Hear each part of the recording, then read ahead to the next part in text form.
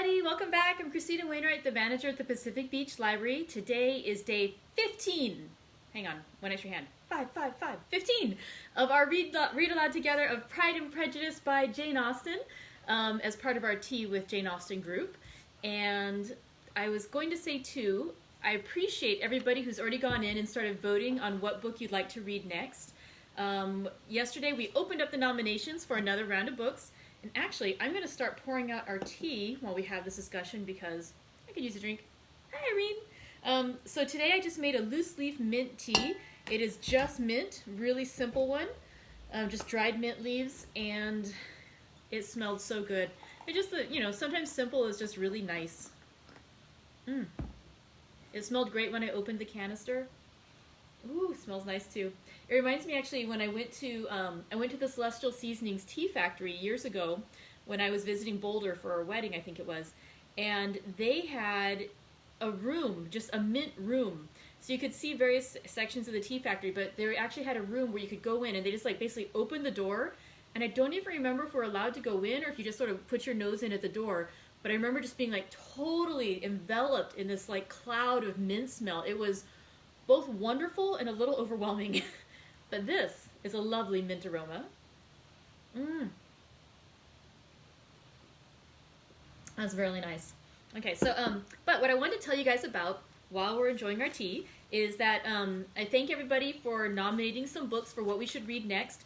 We're slated to finish this next Friday, and so I'm looking ahead to what we want to read for our next read-along together. And you guys have already made some great nominations. Just so you know what's in the lead right now is Dracula by Bram Stoker, A Room at the View by E.M. Forster, and O Pioneers by Willa Cather. They all sound good to me. So go ahead and keep nominating more titles, or if you see something that's already been nominated that you're interested in reading, click a like on it. So that way that's your way of voting. Whatever the 3 books with the top votes, I think on next Tuesday, what we'll do is we'll do another drawing between the top 3, and we'll pick which book we read next, and it'll be fun. But yeah, those are what's in the lead right now. So again, if you're not interested in any of those 3 books, nominate the book that you do want to read together. Or again, if you're interested in one of those, give it a vote, so that way it stays in the top 3.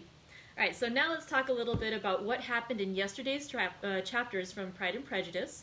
We read chapters 2 through 4 of Volume 3, which are also chapters 44 to 46 of the book, depending on if you're reading along, how your book is organized with the chapter headings. And so what happened in chapter 2 was that in chapter 1, Elizabeth and her uncle and aunt, the Gardiners, had visited Pemberley Estate, and they had met Mr. Darcy there rather unexpectedly, and Mr. Darcy was kinder to them than they had expected. She was worried that there would be awkwardness because, again, she had turned down his proposal, but instead he was quite welcoming and friendly, and in fact he was friendlier than he'd ever been to her, even in all their past interactions. And so she was really pleasantly surprised. So in chapter 2, Mr. Darcy pays her a visit with his sister, Georgiana Darcy. Sorry, I just saw a comment that somebody put up there saying, "Thank you, Judy. Tea with Dracula doesn't sound quite as cozy as tea with Jane Austen." I don't know, Judy. I've got a blood orange tea. Okay. Okay, I'm sorry. That was my silly. Okay. All right. Rubus red tea, blood teas. We can make it work. We can make it work. Okay, sorry. Go back to the summary. So Mr. Darcy brought his sister Georgiana to visit with Elizabeth Bennet and her aunt and uncle, and they were quite charming and quite nice. And then Elizabeth went to visit Pemberley with her aunt, and again, it was nicer than she thought it would be. The only one who was rather rude to her was Miss Bingley, the young lady who was still kind of maybe carrying a torch for Mr. Darcy, and so was trying to cut Elizabeth down a little bit, both in front of Mr. Darcy and then both in front of Elizabeth and then after Elizabeth had left. She was still saying rather unkind things about Elizabeth. But Mr. Darcy basically said, no, I really like her. And that kind of shut Miss Bingley up finally. However, after all this goodness that was happening between Elizabeth and Mr. Darcy, where she was reconsidering her feelings for him, feeling more kindly disposed to him than she ever had been, in chapter 4, things took a dramatic turn for the worse. In chapter 4, Elizabeth received 2 letters from her elder sister Jane, And basically they informed her that Lydia had run away. And she had not run away alone, she had run away with Mr. Wickham. Dun, dun, dun. And Mr. Wickham and Lydia had originally had plans to go to Scotland, where you could elope with, relatively little advanced preparation. And so they were going to be wed. However, in the second letter that Jane Bennet sent to her sister Elizabeth, we learned that Lydia and Mr. Wickham did not end up going to Scotland. Instead, they went to London. All right, so what this basically means is that Lydia has run away. Lydia's like 15 or 16 at this point, and she's run away with a man, and she had thought she was going to get married to him, but they are not getting married. Mind you, I believe this book was published in 1813, and I feel like I'd read somewhere that it was set around 1807, but somewhere it's in the early 1800s. You do not run away with a man who is not you don't run away with a man, but if for sure you're not living in sin with him. For Lydia to have done this is incredibly, incredibly disgraceful, not just for herself, but for her entire family. And so this is a very serious thing that Lydia's run away with Mr. Wickham. And then on top of that they might have, not just the scandal of them running away to get married is bad enough, but the scandal of them running away and not getting married is even worse. And so Elizabeth is kind of freaking out when she reads this news. And she's getting ready to go run after her aunt and uncle to get their help when Mr. Darcy comes to visit the house, and she tells him what's happened because he knows how dastardly Mr. Wickham was, and he doesn't really know how to console her. And so finally they talk a little bit, and then he says, I feel like you need me to go. I'm going to leave you guys, and I'm going to go. And as he leaves, she basically tells herself that has to now be the end of any possibility of a relationship with him, because he had previously said he had to overcome his misgivings about her family and their inappropriateness in order for him to court her. And now Lydia has done something so scandalous that she just doesn't see how there's ever a chance that the two of them could reconcile. So on top of the sorrow and the concern about her sister, she feels this personal pain also about what, the possibility of her relationship with Mr. Darcy has now been derailed by the scandal with her sister Lydia. So Elizabeth's aunt and uncle come. When they learn the news, they immediately say yes, they will go back to Longbourn to help and see what they can do to try to salvage the situation as best they can. So today we're going to read 2 chapters. Again, they're a little longer. Chapters 5 and 6 of Volume 3, or chapters 47 to 48 of our book, Pride and Prejudice by Jane Austen. And thank you very much for joining me. Let's go in. It's all coming together right now. We're almost at the end of 3 weeks of reading, and it's just, as I've said before, every chapter, every day of reading, there's something exciting and new happening. So thank you so much for joining me on this journey. All right. Chapter 5 of Volume 3 of Pride and Prejudice. I have been thinking it over again, Elizabeth, said her uncle as they drove from the town, and really, upon serious consideration, I am much more inclined than I was to judge as your eldest sister does of the matter. It appears to me so very unlikely that any young man should form such a design against a girl who is by no means unprotected or friendless, and who is actually staying in his colonel's family, that I am strongly inclined to hope the best. Could he expect that her friends would not step forward? Could he expect to be noticed again by the regiment after such an affront to Colonel Forster? His temptation is not adequate to the risk. Do you really think so? Cried Elizabeth, brightening up for a moment. Upon my word, said Mrs. Gardiner, I begin to be of your uncle's opinion. It is really too great a violation of decency, honor, and interest for him to be guilty of it. I cannot think so very ill of Wickham. Can you yourself, Lizzie, so wholly give him up as to believe him capable of it? Not perhaps of neglecting his own interest, but of every other neglect I can believe him capable, if indeed it should be so. But I dare not hope it. Why should they not go on to Scotland if that had been the case? In the first place, replied Mr. Gardiner, there is no absolute proof that they are not gone to Scotland. Oh, but their removing from the chaise into a hackney coach is such a presumption. And besides, no traces of them were to be found on the Barnet Road. Well then, supposing them to be in London, they may be there, though for the purpose of concealment, for no more exceptionable purpose. It is not likely that money should be very abundant on either side, and it might strike them that they could be more economically, though less expeditiously, married in London than in Scotland. But why all this secrecy? Why any fear of detection? Why must their marriage be private? Oh, no, no, this is not likely. His most particular friend, you see by Jane's account, was persuaded of his never intending to marry her. Wickham will never marry a woman without some money. He cannot afford it. And what claims has Lydia, what attractions has she beyond youth, health, and good humor that could make him for her sake forego every chance of benefiting himself by marrying well? As to what restraint the apprehension of disgrace in the corps might throw on a dishonorable elopement with her, I am not able to judge, for I know nothing of the effects that such a step might produce. But as to your other objection, I am afraid it will hardly hold good.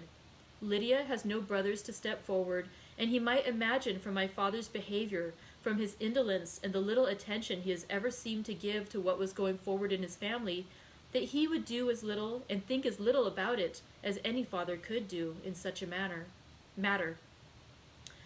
But can you think that Lydia is so lost to everything but love of him as to consent to live with him on any other terms than marriage? It does seem, and it is most shocking indeed, replied Elizabeth, with tears in her eyes, that a sister's sense of decency and virtue in such a point should admit of doubt. But really, I know not what to say. Perhaps I am not doing her justice, but she is very young. She has never been taught to think on serious subjects, and for the last half-year, nay, for a 12-month, she has been given up to nothing but amusement and vanity. She has been allowed to dispose of her time in the most idle and frivolous manner, and to adopt any opinions that came in her way. Since the were first quartered in Meryton, nothing but love, flirtation, and officers have been in her head. She has been doing everything in her power by thinking and talking on the subject to give greater, what shall I call it, susceptibility to her feelings, which are naturally lively enough. And we all know that Wickham has every charm of person and address that can captivate a woman. But you see that Jane, said her aunt, does not think so ill of Wickham as to believe him capable of the attempt. Of whom does Jane ever think ill? And who is there, whatever might be their former conduct, that she would believe capable of such an attempt till it were proved against them? But Jane knows, as well as I do, what Wickham really is. We both know that he has been profligate in every sense of the word, that he has neither integrity nor honor, that he is as false and deceitful as he is insinuating. And do you really know all this? Cried Mrs. Gardiner, whose curiosity as to the mode of her intelligence was all alive. I do indeed, replied Elizabeth, coloring. I told you the other day of his infamous behavior to Mr. Darcy, and you yourself, when last at Longbourn, heard in what manner he spoke of the man who had behaved with such forbearance and liberality toward him. And there are other circumstances which I am not at liberty, which it is not worth while, to relate. But his lies about the whole Pemberley family are endless. From what he said of Miss Darcy, I was thoroughly prepared to see a proud, reserved, disagreeable girl. Yet he knew to the contrary himself. He must know that she was as amiable and unpretending as we have found her. But does Lydia know nothing of this? Can she be ignorant of what you and Jane seem so well to understand? Oh, yes. That is the worst of all. Till I was in Kent and saw so much both of Mr. Darcy and his relation, Colonel Fitzwilliam, I was ignorant of the truth myself. And when I returned home, the was to leave Meryton in a week or fortnight's time. As that was the case, neither Jane, to whom I related the whole, nor I, thought it necessary to make our knowledge public. For of what use could it apparently be to anyone that the good opinion which all the neighborhood had of him should then be overthrown? And even when it was settled that Lydia should go on with Mrs. Forster, the necessity of opening her eyes to his character never occurred to me. That she could be in any danger from the deception never entered my head. That such a consequence as this should ensue, you may easily believe was far enough from my thoughts. When they all removed to Brighton, therefore, you had no reason, I suppose, to believe them fond of each other. Not the slightest. I can remember no symptom of affection on either side, and had anything of the kind been perceptible, You must be aware that ours is not a family on which it could be thrown away. When first he entered the corps, she was ready enough to admire him, but so we all were. Every girl in or near Meryton was out of her senses about him for the first 2 months, but he never distinguished her by any particular attention, and consequently, after a moderate period of extravagant and wild admiration, her fancy for him gave way, and others of the regiment, who treated her with more distinction, again became her favorites. It may be easily believed that however little of novelty could be added to their fears, hopes, and conjectures on this interesting subject, by its repeated discussion, no one could detain them from it long, during the whole of the journey. From Elizabeth's thoughts it was never absent. Fixed there by the keenest of all anguish and self-reproach, she could find no interval of ease or forgetfulness. They traveled as expeditiously as possible, and sleeping one night on the road, reached Longbourn by dinner-time the next day. It was a comfort to Elizabeth to consider that Jane could not have been wearied by long expectations. The little Gardiners, attracted by the sight of a chaise, were standing on the steps of the house as they entered the paddock, and when the carriage drew up to the door, the cheerful surprise that lighted up their faces and displayed itself over their whole bodies in a variety of capers and frisks was the first pleasing earnest of their welcome. Elizabeth jumped out, and after giving each of them a hasty kiss, hurried into the vestibule, where Jane, who came running downstairs from her mother's apartment, immediately met her. Elizabeth, as she affectionately embraced her, whilst tears filled the eyes of both, lost not a moment in asking whether anything had been heard of the fugitives. "Not yet," replied Jane, "but now that my dear uncle is come, I hope everything will be well." "Is my father in town?" "Yes, he went on Tuesday, as I wrote you word." "And have you heard from him often?" "We have heard only once. He wrote me a few lines on Wednesday to say that he had arrived in safety, and to give me his directions, which I particularly begged him to do. He merely added that he should not write again till he had something of importance to mention." "And my mother, how is she? How are you all?" "My mother is tolerably well, I trust, though her spirits are greatly shaken. She is upstairs, and will have great satisfaction in seeing you all. She does not yet leave her dressing-room. Mary and Kitty, thank heaven, are quite well." "But you, how are you?" cried Elizabeth. "You look pale. How much you must have gone through."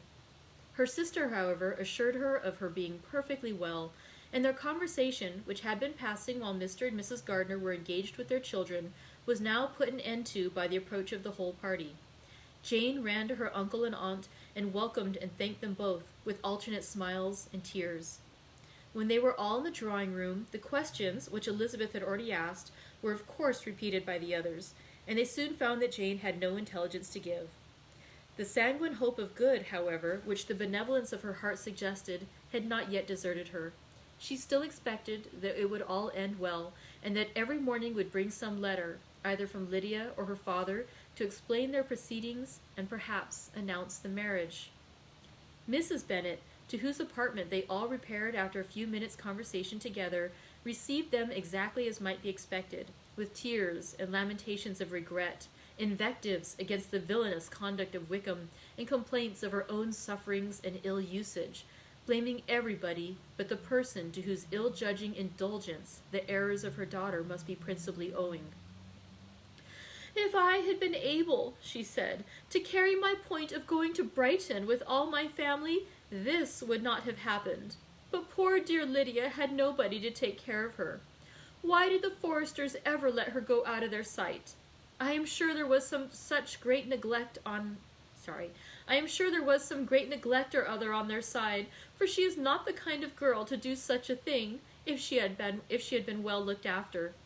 I always thought they were very unfit to have the charge of her, but I was overruled, as I always am. Poor dear child! And now here's Mr. Bennet gone away, and I know he will fight Wickham wherever he meets him, and then he will be killed. And what is to become of us all? The Collins will turn us out before he is cold in his grave, and if you are not kind to us, brother, I do not know what we shall do." They all exclaimed against such terrific ideas, and Mr. Gardiner, after general assurances of his affection for her and all her family, told her that he meant to be in London the very next day, and would assist Mr. Bennet in every endeavor for recovering Lydia. "Do not give way to useless alarm," he added. "Though it is right to be prepared for the worst, there is no occasion to look on it as certain. It is not quite a week since they left Brighton. In a few days more we will gain some news of them. Until we know that they are not married and have no design of marrying, do not let us give the matter over as lost. As soon as I get to town, I shall go to my brother and make him come home with me to Gracechurch Street, and then we may consult together as to what is to be done." "Oh, my dear brother," replied Mrs. Bennet, "that is exactly what I could most wish for. And now do, when you get to town, find them out wherever they may be, and if they are not married already, make them marry. And as for wedding clothes, do not let them wait for that, but tell Lydia she shall have as much money as she chooses to buy them after they are married. And above all things, keep Mr. Bennet from fighting. Tell him what a dreadful state I am in, that I am frightened out of my wits, and have such tremblings, such flutterings all over me, such spasms in my side, and pains in my head, and such beatings at my heart, that I can get no rest by night nor by day. And tell my dear Lydia not to give any directions about her clothes till she has seen me, for she does not know which are the best warehouses. Oh, brother, how kind you are! I know you will contrive it all." But Mr. Gardiner, though he assured her again of his earnest endeavors in the cause, could not avoid recommending moderation to her, as well in her hopes as her fears, and after talking with her in this manner till dinner was on table, they left her to vent all her feelings on the housekeeper, who attended in the absence of her daughters.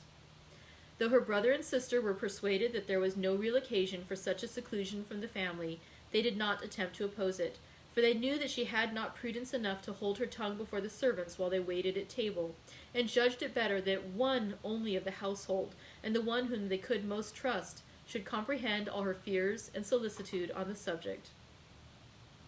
In the dining-room they were soon joined by Mary and Kitty, who had been too busily engaged in their separate apartments to make their appearance before.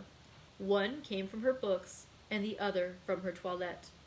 The faces of both, however, were tolerably calm, and no change was visible in either, except that the loss of her favorite sister, or the anger which she had herself incurred in the business, had given something more of fretfulness than usual to the accents of Kitty. As for Mary, she was mistress enough of herself to whisper to Elizabeth with a countenance of grave reflection soon after they were seated at table, "This is a most unfortunate affair, and will probably be much talked of. But we must stem the tide of malice and pour into the wounded bosoms of each other the balm of sisterly consolation." Then, perceiving in Elizabeth no inclination of replying, she added, "Unhappy as the event must be for Lydia, we may draw from it this useful lesson, that loss of virtue in a female is irretrievable, that one false step involves her in endless ruin, that her reputation is no less brittle than it is beautiful, and that she cannot be too much guarded in her behavior towards the undeserving of the other sex." Elizabeth lifted up her eyes in amazement, but was too much oppressed to make any reply. Mary, however, continued to console herself with such kind of moral extractions from the evil before them.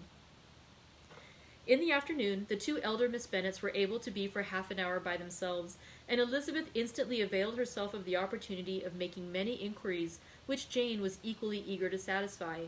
After joining in general lamentations over the dreadful sequel of this event, which Elizabeth considered as all but certain, and Miss Bennet could not assert to be wholly impossible, the former continued the subject by saying, "But tell me all and everything about it, which I have not already heard. Give me further particulars. What did Colonel Forster say? Had they no apprehension of anything before the elopement took place? They must have seen them together for sure. They must have seen them together forever."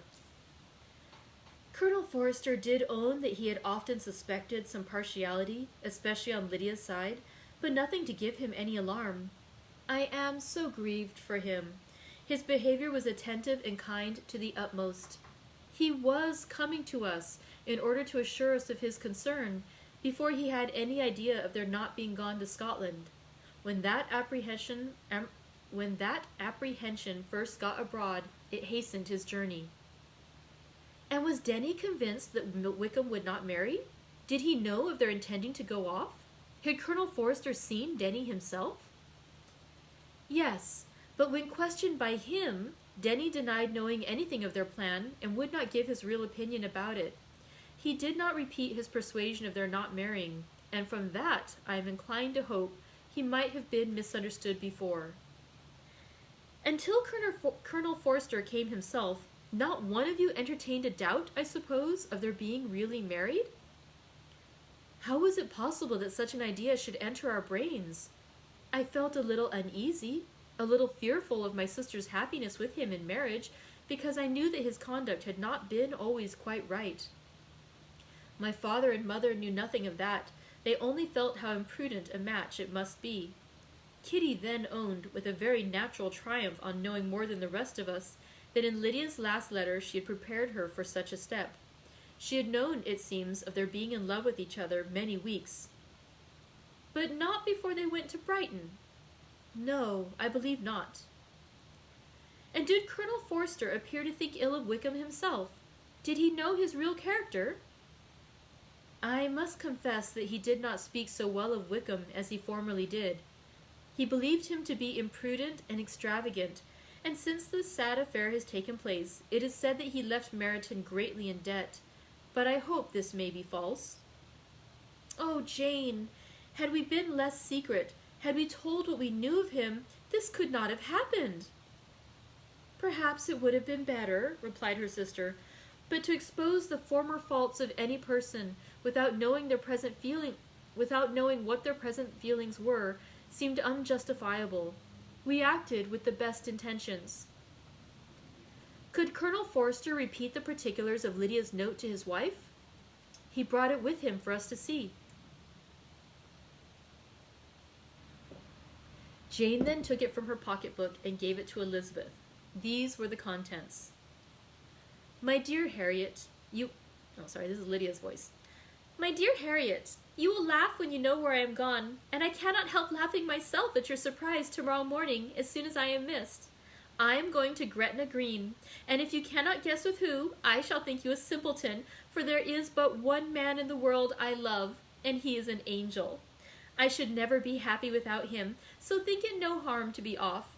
You need not send them word at Longbourn of my going, if you do not like it, for it will make the surprise the greater when I write to them, and sign my name, Lydia Wickham.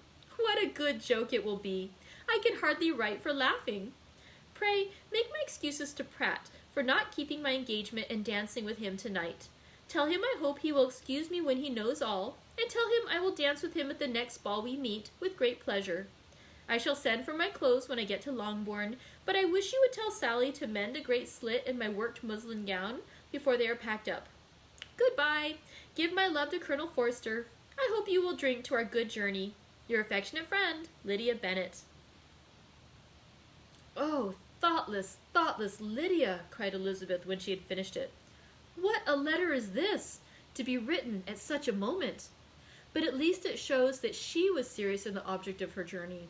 Whatever he might afterwards persuade her to, it was not on her side a scheme of infamy. Oh, my poor father, how he must have felt it! I never saw anyone so shocked. He could not speak a word for full 10 minutes. My mother was taken ill immediately, and the whole house in such confusion. Oh, Jane, cried Elizabeth, was there a servant belonging to it who did not know the whole story before the end of the day? I do not know. I hope there was, but to be guarded at such a time is very difficult. My mother was in hysterics, and though I endeavored to give her every assistance in my power, I am afraid I did not do so much as I might have done. But the horror of what might possibly happen almost took from me my faculties. Your attendance upon her has been too much for you. You do not look well. Oh, that I had been with you! You have had every care and anxiety upon yourself alone. Mary and Kitty have been very, very kind, and would have shared in every fatigue, I am sure, but I did not think it right for either of them. Kitty is slight and delicate, and Mary studies so much that her hours of repose should not be broken in on. My Aunt Phillips came to Longbourn on Tuesday, after my father went away, and was so good as to stay till Thursday with me. She was of great use and comfort to us all, and Lady Lucas has been very kind. She walked here on Wednesday morning to condole with us, and offered her services, or any of her daughters, if they could be of use to us." "She had better have stayed at home," cried Elizabeth. "Perhaps she meant well, but under such a misfortune as this, one cannot see too little of one's neighbors. Assistance is impossible, condolence insufferable. Let them triumph over us at a distance, and be satisfied." She then proceeded to inquire into the measures which her father had intended to pursue, while in town, for the recovery of his daughter. "He meant, I believe," replied Jane, "to go to Epsom, the place where they last changed horses, see the postilions, and try if anything could be made out from them. His principal object must be to discover the number of the hackney coach which took them from Clapham. It had come with the fare from London, and as he thought the circumstance of a gentleman and ladies removing from one carriage into another might be remarked, he meant to make enquiries at Clapham. If he could anyhow discover at what house the coachman had before set down his fare, he determined to make enquiries there, and hoped it might not be impossible to find out the stand and number of the coach. I do not know of any other designs that he had formed, but he was in such a hurry to be gone, and his spirits so greatly discomposed, that I had difficulty in finding out even so much as this." And now Chapter 6 of Volume 3, or Chapter 48 of Pride and Prejudice. The whole party were in hopes of a letter from Mr. Bennet the next morning, but the post came in without bringing a single line from him. His family knew him to be on all common occasions a most negligent and dilatory correspondent, but at such a time they had hoped for exertion. They were forced to conclude that he had no pleasing intelligence to send, but even of that they would have been glad to be certain. Mr. Gardiner had waited only for the letters before he set off. When he was gone, they were certain at least of receiving constant information of what was going on, and their uncle promised, at parting, to prevail on Mr. Bennet to return to Longbourn as soon as he could, to the great consolation of his sister, who considered it as the only security for her husband's not being killed in a duel. Mrs. Gardiner and the children were to remain in Hertfordshire a few days longer, as the former thought her presence might be serviceable to her nieces. She shared in their attendance on Mrs. Bennet, and was a great comfort to them in their hours of freedom. Their other aunt also visited them frequently, and always, as she said, with the design of cheering and heartening them up, though as she never came without reporting some fresh instance of Wickham's extravagance or irregularity, she seldom went away without leaving them more dispirited than she found them. All Meryton seems striving to blacken the man who, but 3 months before, had been almost an angel of light. He was declared to be in debt to every tradesman in the place, and his intrigues, all honored with the title of seduction, had been extended into every tradesman's family. Everybody declared that he was the wickedest young man in the world, and everybody began to find out that they had always distrusted the appearance of his goodness. Elizabeth, though she did not credit above half of what was said, believed enough to make her former assurance of her sister's ruin still more certain.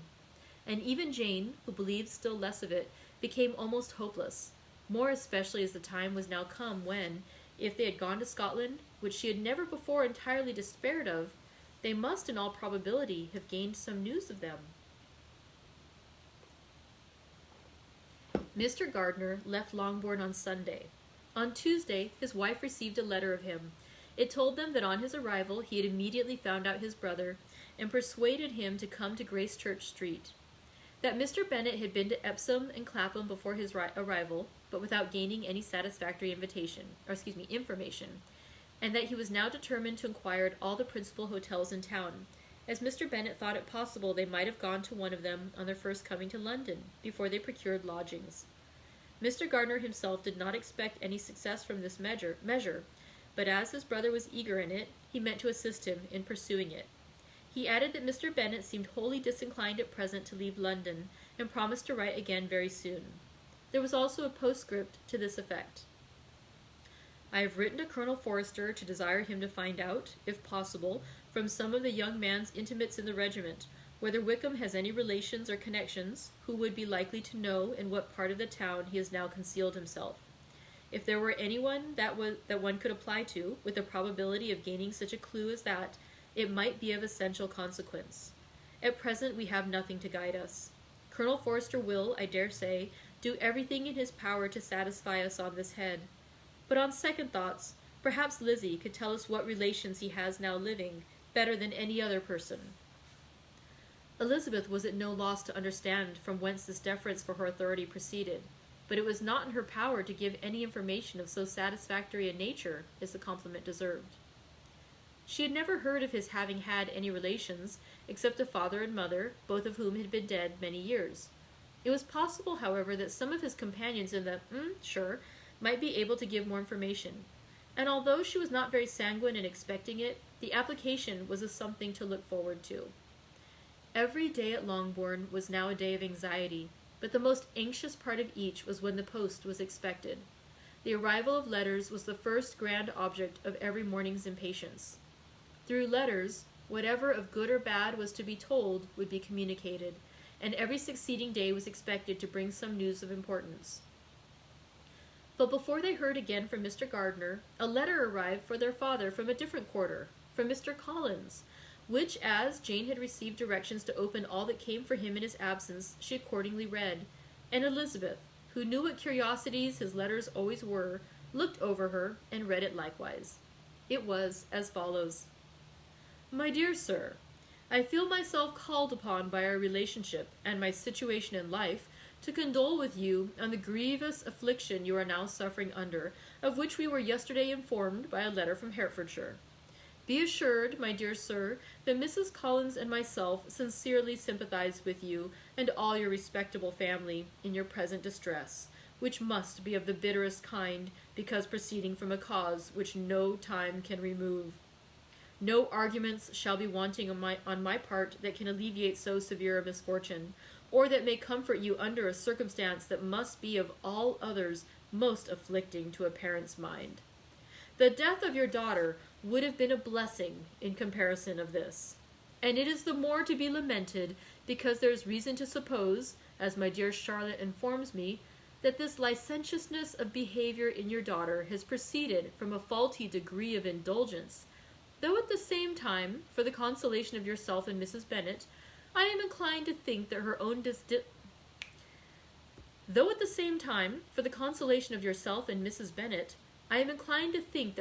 disposition must be naturally bad, or she could not be guilty of such an enormity at so early an age. Howsoever that may be, you are grievously to be pitied, in which opinion I am not only joined by Mrs. Collins, but likewise by Lady Catherine and her daughter, to whom I have related the affair. They agree with me in apprehending that this false step in one daughter will be injurious to the fortunes of all the others.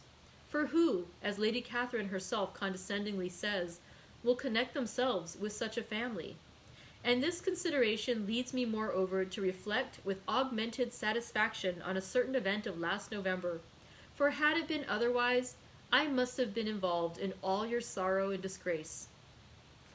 Let me advise you then, dear sir, to console yourself as much as possible, to throw off your unworthy child from your affection forever, and leave her to reap the fruits of her own heinous offense. I am, dear sir, etc., etc."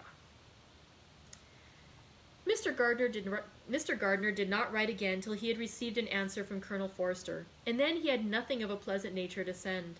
It was not known that Wickham had a single relation with whom he kept up any connection, and it was certain that he had no near one living. His former acquaintance had been numerous, but since he had been in the militia, it did not appear that he was on terms of particular friendship with any of them. There was no one, therefore, who could be pointed out as likely to give any news of him, and in the wretched state of his own finances, there was a very powerful motive for secrecy, in addition to his fear of discovery by Lydia's relations, for it just transpired that he had left gaming debts behind him, to a very considerable amount. Colonel Forster believed that more than £1,000 would be necessary to clear his expenses at Brighton. He owed a great deal in the town, but his debts of honor were still more formidable. Mr. Gardiner did not attempt to conceal these particulars from the Longbourn family. Jane heard them with horror. "A gamester!" she cried. "This is wholly unexpected. I had not an idea of it." Mr. Gardner added in his letter that they might expect to see their father at home on the following day, which was Saturday. Rendered spiritless by the ill success of all their endeavors, he had yielded to his brother-in-law's entreaty that he should return to his family, and leave it to him to do whatever occasion might suggest to be advisable for continuing their pursuit. When Mrs. Bennet was told of this, she did not express so much satisfaction as her children expected, considering what her anxiety for his life had been before. "What? Is he coming home, and without poor Lydia?" she cried. "Sure he will not leave London before he has found them. Who is to fight Wickham, and make him marry her, if he comes away?" As Mrs. Gardner began to wish to be at home, it was settled that she and her children should go to London, at the same time that Mr. Bennet came from it. The coach, therefore, took them the first stage of their journey, and brought its master back to Longbourn. Mrs. Gardner went away in all the perplexity about Elizabeth and her Derbyshire friend that had attended her from that part of the world. His name had never been voluntarily mentioned before them by her niece, and the kind of half-expectation which Mrs. Gardner had formed of their being followed by a letter from him had ended in nothing. Elizabeth had received none since her return that could come from Pemberley. The present unhappy state of the family rendered any other excuse for the lowness of her spirits unnecessary.